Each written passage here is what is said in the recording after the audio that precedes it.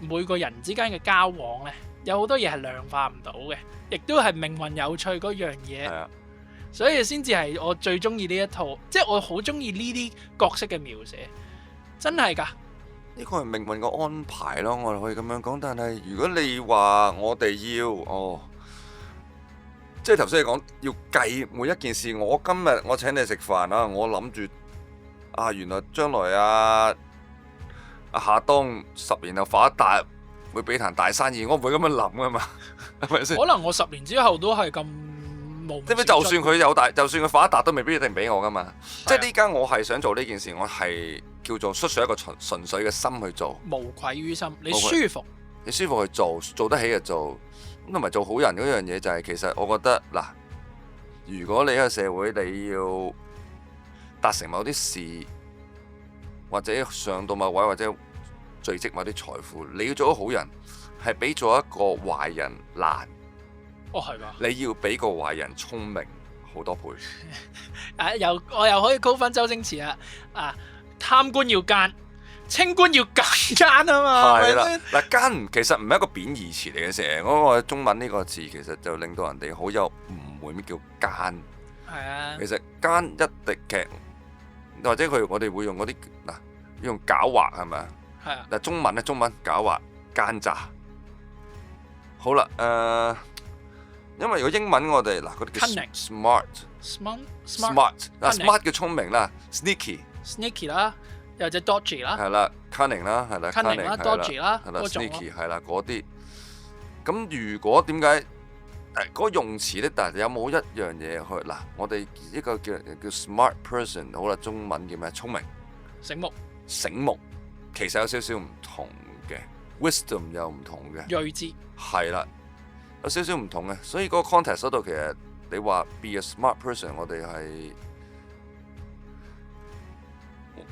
即係嗰個 smart 係例如我依家 smart 可能英文嗰個語境其實同香港個醒目係有啲唔同，又唔同嘅，其實係同香港或者中國嗰個 smart 係啦。所以就係話呢一樣嘢咯，即係我覺得呢一套嘢對人物嗰個刻畫啦。sorry， 我咁樣講應該係，就算係一個叫做英文咧嚟，你話嗰個人係叫做ruthless、aggressive， 其實唔一定係貶義嚟嘅。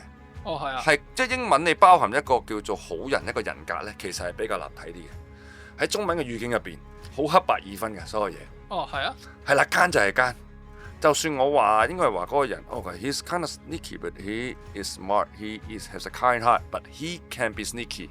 係啊，係可以咁樣嘅，英文係可以咁樣講，但係如果中文講呢個人係奸人、好人，睇戲已經係，但以前有啲好 old school 戲已經一睇，就算我哋睇大台咁，以前嫲嫲婆婆呢個奸人嚟嘅，奸仔嚟，呢個係好人嚟嘅奸仔，一定係咁樣噶嘛。咁其實個語境係唔同嘅，所以之前我喺節目講都俾人話過就。咦，點解我話咩香港電影要試下唔同嘅語言，咁樣俾人笑？咁我講錯咗，補充翻。大家我解釋到啦，語境係啦，個 context 嗰個故事就會可以有更加闊嘅觀眾啦。講完呢件事就係咁樣，係啦，呢度呢啲嘅補充翻，冇問題啊，OK 嘅。但係我真心嘅，咁呢一套戲人物嘅刻畫好嘢啦，跟住去到最後咧，但係我覺得我亦都想補充多一樣嘢就咩？書入邊咧，佢少寫咗嗰個角色高力士。高力士喺呢個故事入邊咧，我會形容佢係成件事嘅始作俑者。其實點解楊貴妃會忽然間咧會知道有呢個 keyword 咧？即係話嶺南嘅荔枝好食啲喎，咁樣邊度嚟嘅咧？其實因為高力士咧就當年喺嶺南出生嘅。咁高力士咧就係皇上身邊嘅一個紅人太監。咁有一日咧，佢哋3個人喺度玩緊，即係戲耍緊嘅時候咧，佢就同阿聖上講啦，聖人聽講咧嶺南嘅荔枝就好甜好好食噶，咁樣，跟住結果咧就勾起咗楊貴妃條癮，跟住之後就話聖人我又要咁樣，咁結果先至搞到後面嗰啲嘢咁出嚟，就好似翻咧現實中咧就幾個高層咧亂噏啦，喂隔離公司做咗呢樣嘢，好似嗰個隔離公司買咗個唔知乜嘢啦，或者佢公司。好似擺咗嗰個嘢啲風水好咗好無稽㗎，完全係唔理性嘅一件事。唔係，即係風水好啲喎。即係鳩噏㗎咋，係啊，真係鳩噏。喂，你望下嗰個位，好似咁樣擺，好似生意好咗喎。佢請咗唔知邊位大師喎，跟住結果撲街啦！你諗下成個公司由 architect 啦，跟住又要諗擺位啦，跟住人事部又要諗緊點樣執位啦，跟住執完位之後又要諗點樣去請 constructor 啦。哇！啲員工放假點樣執嘢啊？嗰堆嘢一撚大堆嘢。你就係要根據一句咁無聊，就係講一句就係話我覺得咁樣風水好啲。可能第二日嗰條友唔記得㗎啦嚇，但係就係可能佢講前晚就睇完 YouTube 唔知邊個鳩噏，跟住佢又跟住一齊喺公司鳩噏，一齊鳩噏咯。咁所以結果咪就搞成咁咯。所以呢一套嘢我都係重複咗好多次，好現實㗎，即係真係好笑嘅有啲嘢，好多嘢好無稽，我哋都見過，係咪先？其實都就係一啲好無稽嘅嘢。係啊，即係現實係咁樣咯。唉，即係職場如官場，官場如戰場咁，真係咁樣噶嘛。但係我想講楊國忠嗰樣嘢就係咩？即係其實呢個亦都係我覺得係大鵬嘅選擇咧做得好嘅。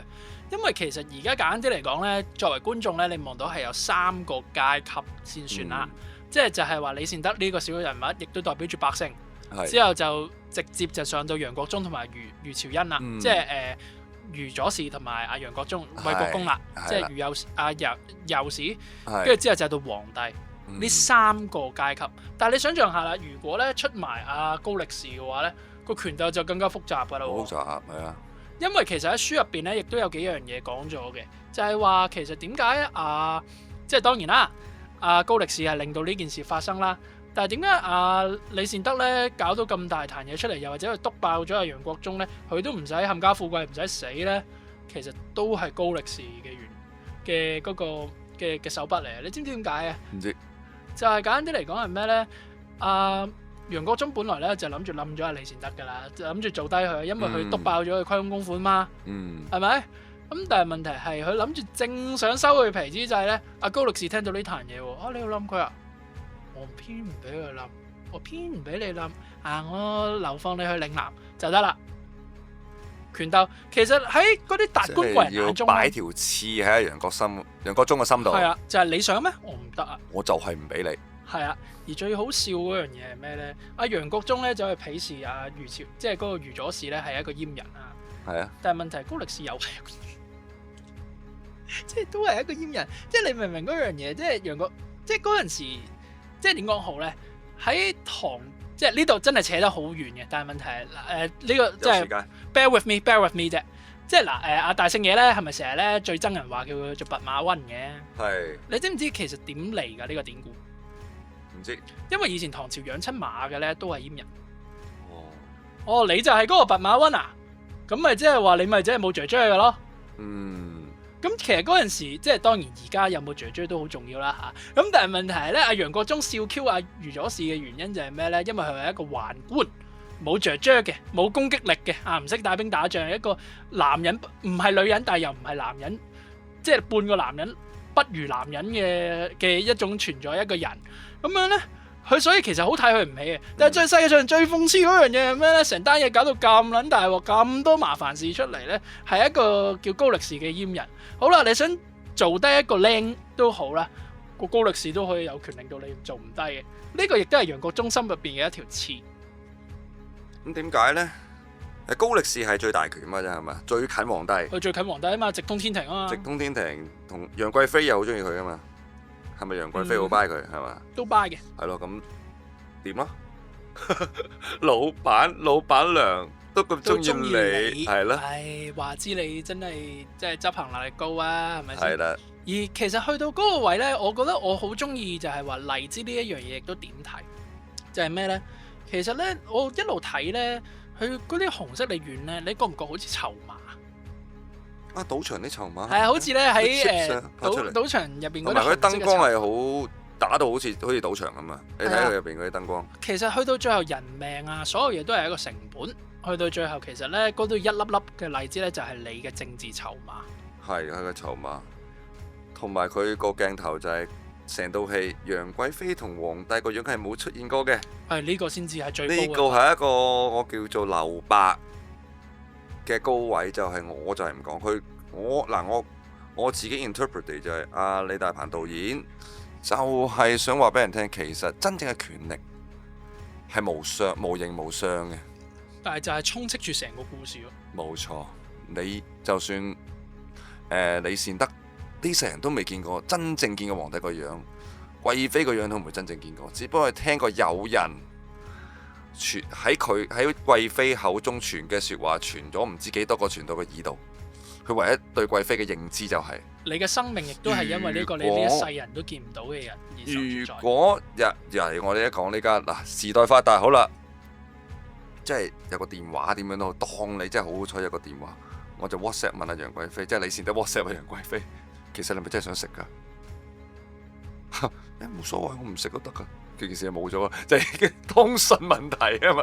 資訊差你咪贏。呢個世界點解有啲人會飛黃騰達？